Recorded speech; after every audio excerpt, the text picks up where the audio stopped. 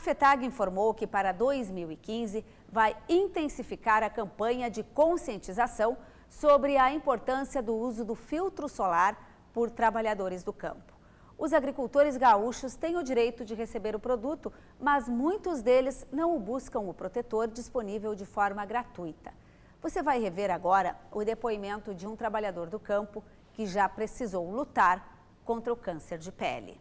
As marcas na pele do seu Estevão também estão na do filho Cláudio. Foram causadas pelo sol. Quanto tempo o senhor sabe que tem câncer de pele? Olha, eu acho que mais ou menos uns 40 anos. Nas mãos, né? Onde não tem roupa, onde não tem nada. E depois nas costas. As costas é muito, já tinha muito, né? No rosto também, né? Hoje, aos 85 anos, os hábitos são outros. Chapéu grande, né? E sempre de roupa com manga comprida, né? Até as mãos, né? O filho Cláudio descobriu a doença há cerca de 10 anos.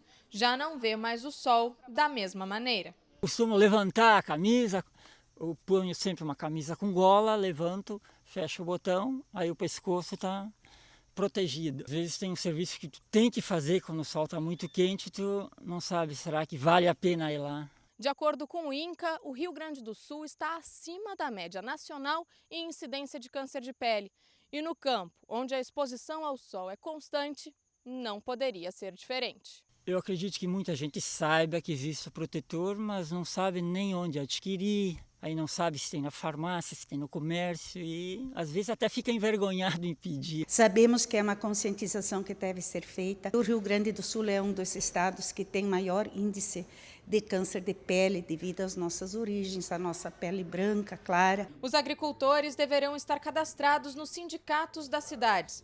Inicialmente, 129 municípios gaúchos receberão o produto. Nós vamos assumir, na sequência do programa, a fabricação do protetor solar nas nossas instalações, mas houve também a necessidade de articular com as entidades parceiras, os sindicatos dos trabalhadores rurais, que vão nos ajudar a sensibilizar o público-alvo, a buscar uma maior agilidade no cadastramento dessas pessoas no serviço de saúde. Serão 3 unidades por pessoa para o ano. Parece pouco, mas os especialistas garantem que é o suficiente para um começo. O Agroband Especial volta em instantes com uma entrevista com Denise Ziegler, coordenadora do primeiro Instituto de Excelência em Pesquisa, Desenvolvimento e Inovação em Alimentos no Brasil.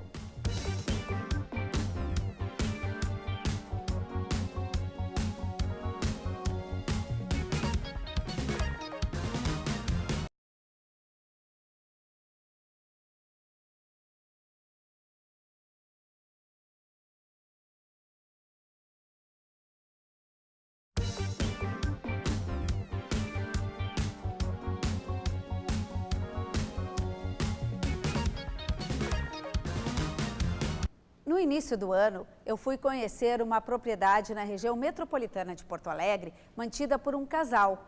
Os produtores tiram o próprio sustento de uma pequena área em Arroio dos Ratos.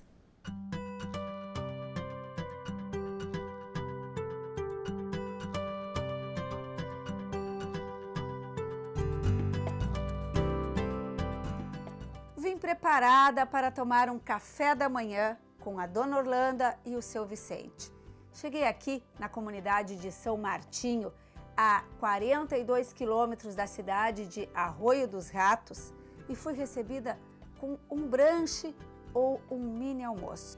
Mas nós vamos contar um pouco mais desta história, deste casal descendente de poloneses, conversando com eles e comendo o que tem aqui na mesa. Detalhe, de tudo o que está aqui, só o café, o açúcar, a farinha e o sal não são produzidos na propriedade. O resto, tudo sai daqui, dos 38 hectares deste sítio.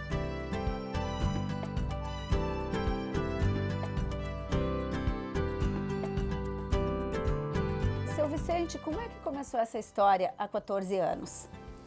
No começo não foi muito fácil, foi um pouco difícil de a gente começar a trabalhar por dificuldades até financeiras, mas aí com a ajuda do pessoal da Emater, a gente foi aprendendo mais coisas, fazendo melhorias. Todos os dias a senhora tira o leite e já vai fazer o queijo. Faço queijo.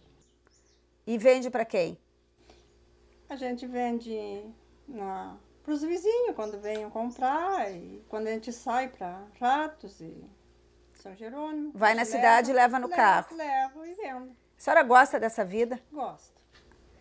O que é diferente aqui da cidade? E aqui a gente está livre. Trabalha livre.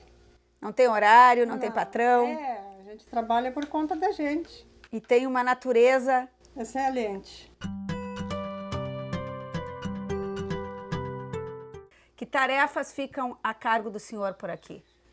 A minha parte é serviço de lavoura, serviço de trator, máquinas que eu opero. Depois do café, fui conhecer a propriedade e o local onde são produzidos os produtos servidos à mesa. A criação de gado de corte e leite, suínos, galinhas, marrecos e patos. As raças de corte fogem à preferência dos criadores gaúchos. São zebuínas, porque se adaptam melhor ao sistema de pastoreio em terreno acidentado com muitos morros. A diversificação é fundamental para o sucesso da propriedade. Garante alimentação básica para a família e animais e faturamento ao longo do ano.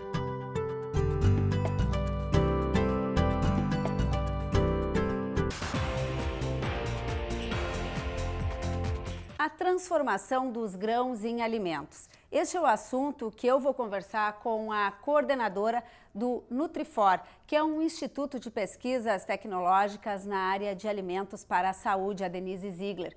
Nós estivemos juntas no Salão Internacional da Alimentação em Paris, vendo a tendência na área dos alimentos. E ela vai falar agora conosco sobre esse trabalho que eles desenvolvem e como que nós podemos, por exemplo, transformar o trigo, o arroz, a soja nos alimentos que nós consumimos no nosso dia a dia. Bom dia, professora. Bom dia.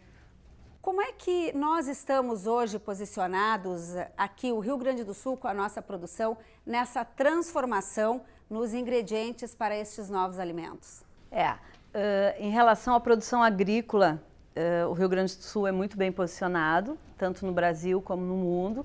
Ele é um produtor importante de cereais, de grãos, mas em relação à transformação desses grãos em ingredientes para desenvolver alimentos processados, ele e o Brasil não são tão competitivos. A gente precisaria aí de uma indústria de ponta tecnológica, que é a indústria intermediária entre o grão e o produto final, que pode transformar, por exemplo, o arroz em vários ingredientes, como amido, proteínas, hidrolisados proteicos, que essas substâncias, amido, por exemplo, do arroz, pode ser utilizado em vários alimentos e também em produtos farmacêuticos.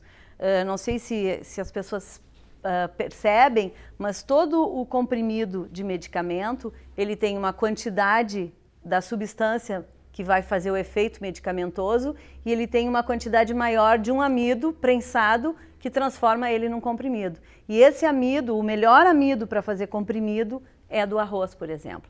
Então, se o Rio Grande do Sul, para além de produzir arroz para alimentação humana, ele pensasse também em trabalhar uma indústria tecnológica que desenvolvesse esses outros ingredientes, como amido, proteínas, seria muito interessante para o Estado.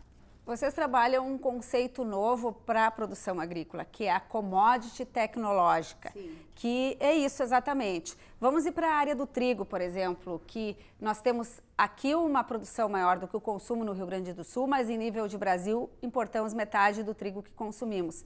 E especificamente na safra atual, o trigo gaúcho não está com a qualidade esperada para fazer, por exemplo, o pãozinho ou até massas e biscoitos. Em alguns casos não serve nem para ração animal. Como é que pode se transformar num ingrediente para outra utilização?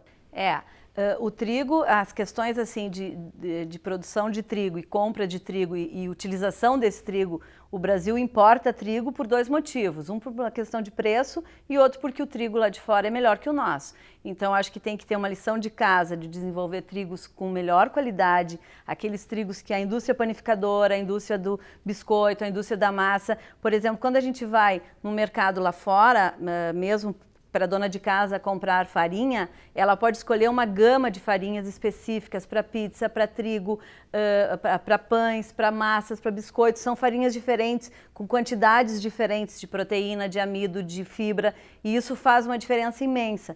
Então, o nosso trigo aqui, quando ele não poderia ser tão qualificado, por exemplo, serviria muito para transformar ele em commodity tecnológica, sim, porque o amido dele separado poderia representar uma importante ferramenta, um importante ingrediente para desenvolvimento de outros produtos. A proteína dele separada também poderia estar trabalhando nessa linha. A fibra, o trigo é muito rico em fibra, fibras maravilhosas para a saúde, que poderiam compor como ingredientes outros alimentos, desde bolachas, massas e pães. Então a ideia do alimento, desde que a gente pensa no grão até chegar num alimento industrializado, processado, para além do arroz descascado ou do trigo. A gente não consome trigo descascado? Isso também é outra coisa. Por que a gente não consome trigo como a gente consome arroz, por exemplo? O trigo fica uma delícia em pratos. Ele combina com carne, ele combina com vegetais. Não temos a cultura do consumo. Não temos a cultura do consumo do trigo. Vimos lá no Salão Internacional da Alimentação uma tendência muito forte dos alimentos free,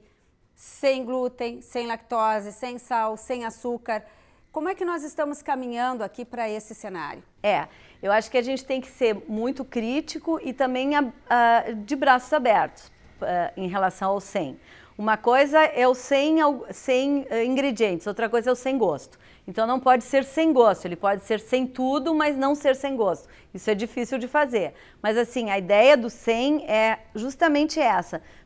São consumidores cada vez mais aumentando que não querem comer determinados ingredientes dentro dos alimentos, né? Então, assim como existe uma grande preocupação com aditivos, com substâncias que não agreguem valor à saúde, tem uma grande gama de consumidores também que prefere alimentos sem glúten, sem lactose, por exemplo, um dos exemplos, ou sem gordura, ou sem açúcar. Mas o grande diferencial aí é tu conseguir fazer um alimento dessa forma. Com sabor. Com sabor. E vocês trabalham isso no Instituto. Justamente. E nós temos hoje uma demanda importante para isso? Importante. A gente tem parceria com várias indústrias, onde a gente desenvolve com eles, para eles, os produtos, né? Então, por exemplo, a gente tem agora um case de sucesso, que inclusive estava na feira do Cial também, e eles estão posicionando no mercado internacional, que foi um bolo, uma linha de bolos, que a gente desenvolveu sem glúten e sem lactose para a empresa Josapar. Eles são produtores de arroz, eles produzem farinha de arroz e eles queriam agregar valor à farinha de arroz que eles produzem. Então, como agregar valor a uma farinha de arroz? Transformando ela em um outro produto que tem um valor mais alto no mercado. Então, nós fizemos esse desenvolvimento e tem sido um sucesso no supermercado. Os consumidores estão adorando porque ele ficou com cara de bolo da vovó, um bolo assim saudável e fofo, com gosto. Eu penso que a Denise Ziegler, que é a coordenadora do Instituto Tecnológico de Pesquisa em Alimentos para a Saúde da Unicinos, trouxe aqui alguns exemplos de como a gente pode transformar o grão que o produtor colhe lá na propriedade num alimento diferente que nós, os consumidores, estamos querendo, estamos ansiosos por ele. Obrigada a Denise Ziegler. Eu que agradeço. O Agroband Especial fica por aqui. Um ótimo final de semana e até o ano que vem.